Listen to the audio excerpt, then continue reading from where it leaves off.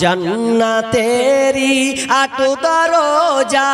राइयान नामेर एकटी द्वार जन्नतेरी आटो दरोजा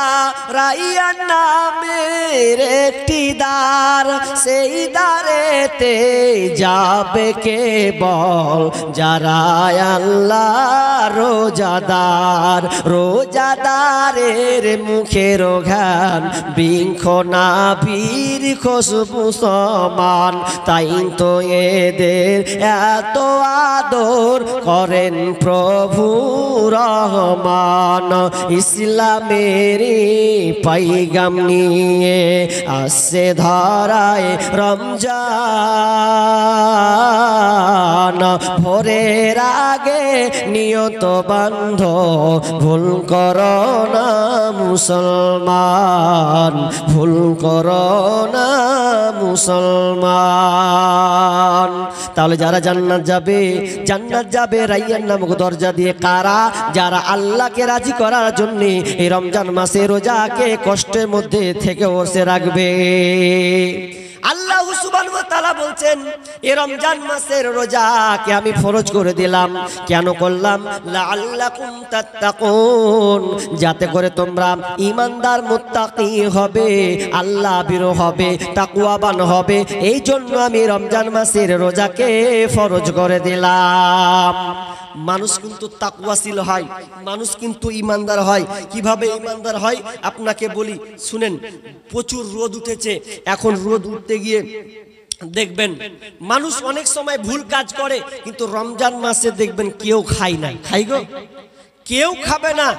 আপনি বিশাল রোদ্রের মধ্যে আছেন দুপুর একটা শুরু হয়েছে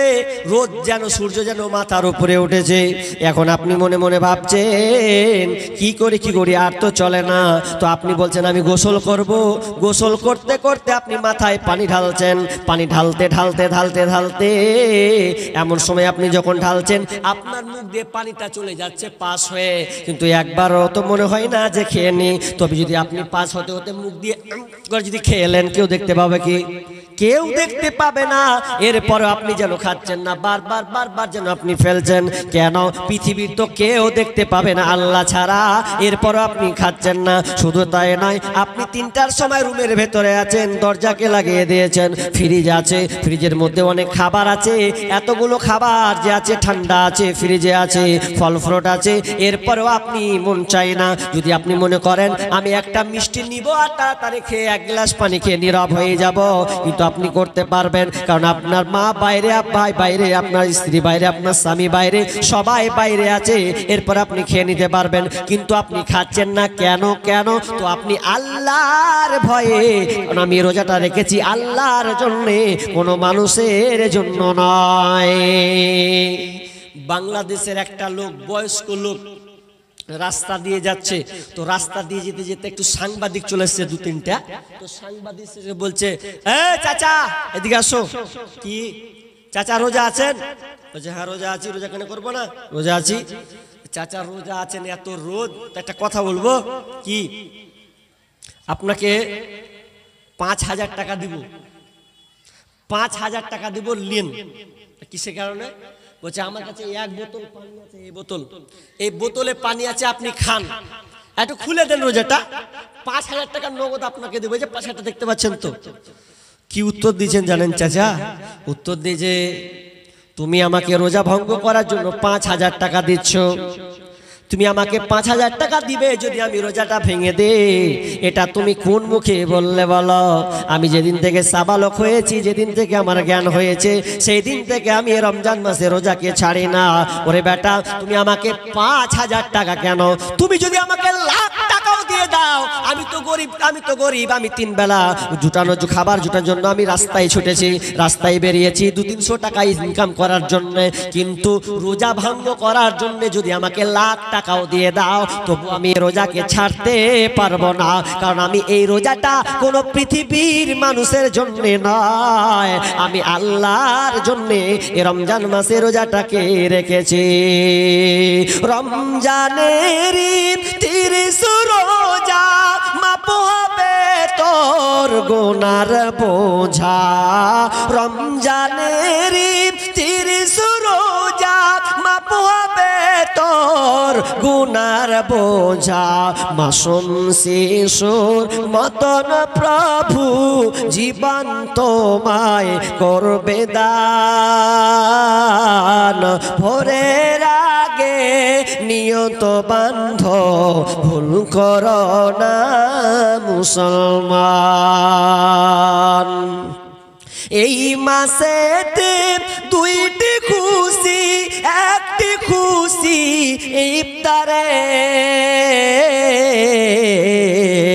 এই মাসেতে 2টি খুশি একটি খুশি ইফতারের অপরটি হয় আল্লাহর দিদার রোজ হাসরের প্রান্তরে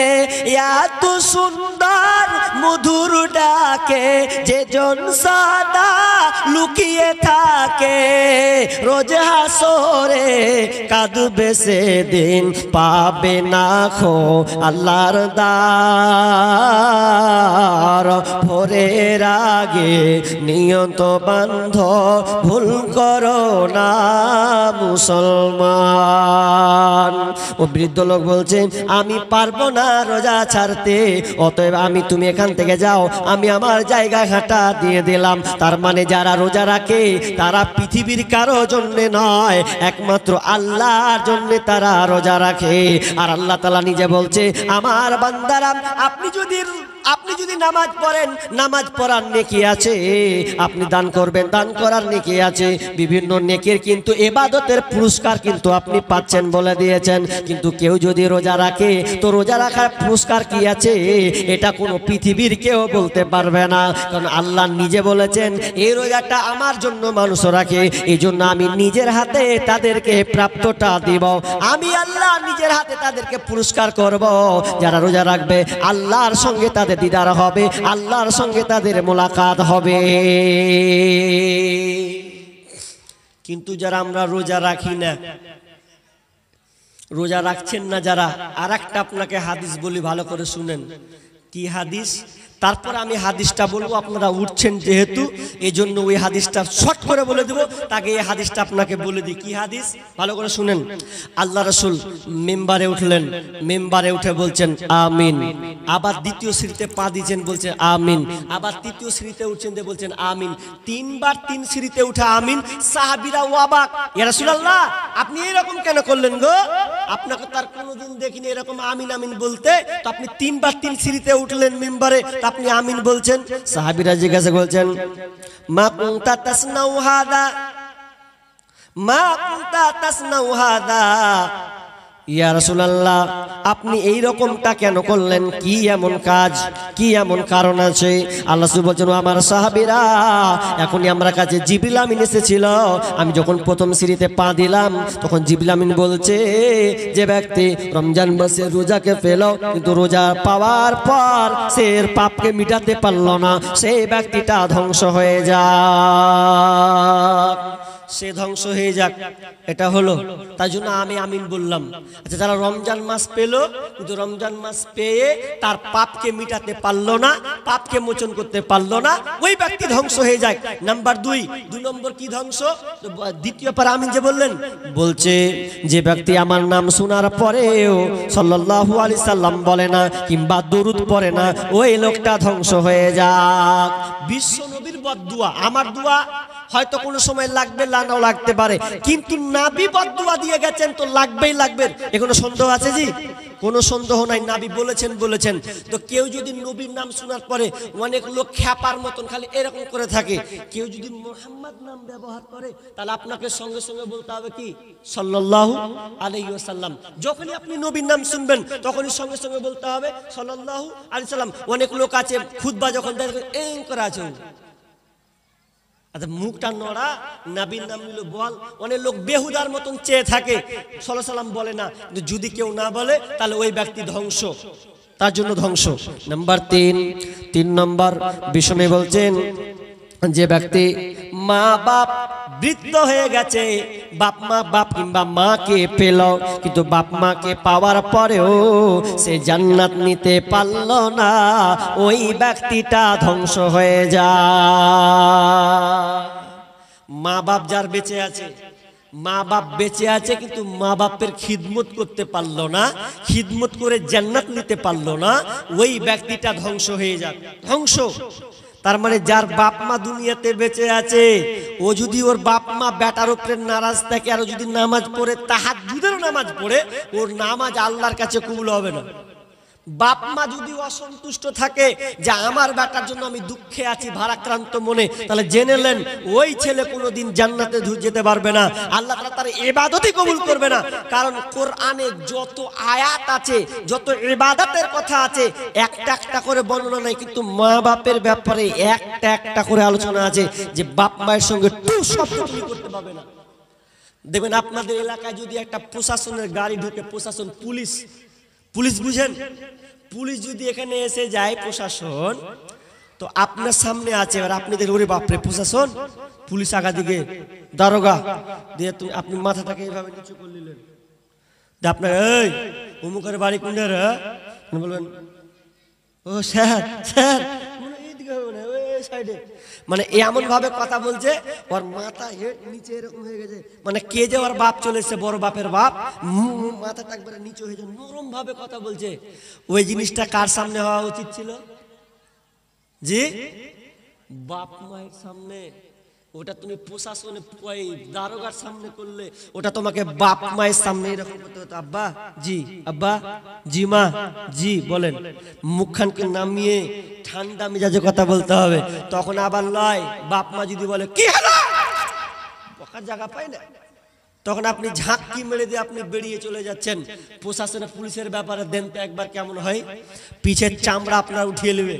খুব ভয় জানে। কিন্তু বাপ মায়ের সামনে আপনাকে সতর্ক থাকা উচিত ছিল। আপনি টু শব্দ পর্যন্ত আপনি করতে পারবে না। আমি বাপ মায়ের আলোচনা করব না, তবে সামান্য একটা আপনাকে ইঙ্গিত করি কি আল্লাহ সুবহানাহু ওয়া তাআলা বলেন, ওয়া ওয়াসাইনাল ইনসানা বিওয়ালিদাইহি হামালাতুহু উম্মুহু ওয়াহানান আলা ওয়াহানিন ওয়া ফিসালুহু ফি আমাইন আনিশকুরলি ওয়া লিওয়ালিদাইক ওয়া ইলাইহিল মাসির। আল্লাহ সুবহানাহু ওয়া তাআলা বলেন, তোমার পিতামাতার সঙ্গে তুমি সৎ ব্যবহার করবে, তার সঙ্গে তোমরা ভালো ব্যবহার করবে। যদি তুমি তার সঙ্গে ভালো ব্যবহার করবে, অবশ্যই না ইনসানা বিওয়ালিদাইহি হামালাতুহু উম্মুহু ওয়াহানান আলা ওয়াহানিন, কেন না তোমার মা তোমাকে দুর্বলতার উপরে দুর্বলতা স্বীকার করেছে, তোমার মা তোমাকে দুর্বলতার উপরে দুর্বলতা স্বীকার করেছে। অতএব তোমার মায়ের সঙ্গে তুমি খারাপ ব্যবহার করবে না, তুমি সব সময় ভালো ব্যবহার করবে।